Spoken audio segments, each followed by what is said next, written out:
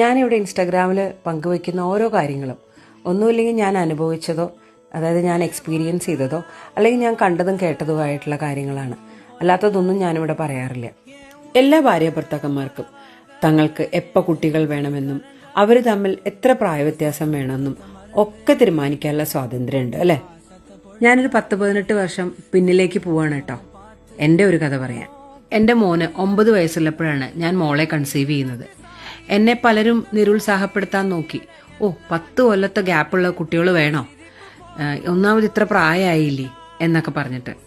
എന്തിനേറെ എൻ്റെ വീട്ടിൽ നിൽക്കണ പണിക്കാരി വരെ അപ്പുറത്തെ വീട്ടിൽ പോയി പറഞ്ഞു, നാണാവില്ലേ അവർക്ക്, ചെക്കന് 10 വയസ്സായി, ഇപ്പോഴാണ് രണ്ടാമതൊരു കുട്ടിയെന്ന്. അതായത് അവളുടെ ഭാഷയിൽ പറഞ്ഞ കുട്ടിക്ക് 10 വയസ്സ് കഴിഞ്ഞു, എനിക്ക് 32 വയസ്സ് കഴിഞ്ഞു, ഇനി ഒരു കുട്ടി, അതെന്തോ ഒരു നാണക്കേട് പോലെ. അവളത് അപ്പുറത്ത് പോയി പറഞ്ഞു. വേറെ പലരും പറയാതെയും പറഞ്ഞു. കുട്ടികൾ തമ്മിൽ അഡ്ജസ്റ്റ് ചെയ്യാൻ പറ്റില്ല, മൂത്ത ആള് നിഗ്ലക്റ്റ് ആവും, അങ്ങനെ പലരും പറഞ്ഞു.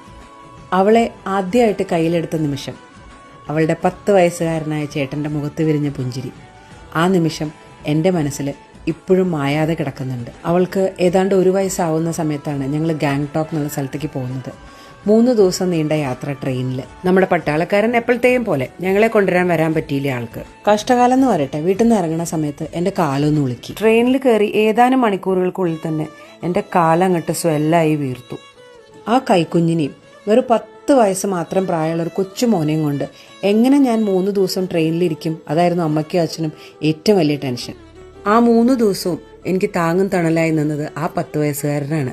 നാപ്പി ചേഞ്ച് ചെയ്യാനും ടോയ്ലറ്റ് കൊണ്ടുപോകാനും, അമ്മ കിടന്നോളോ അവളെ ഞാൻ നോക്കിക്കോളാം എന്ന് പറഞ്ഞ് എൻ്റെ കൂടെ നിൽക്കാനും അവനുണ്ടായിരുന്നു.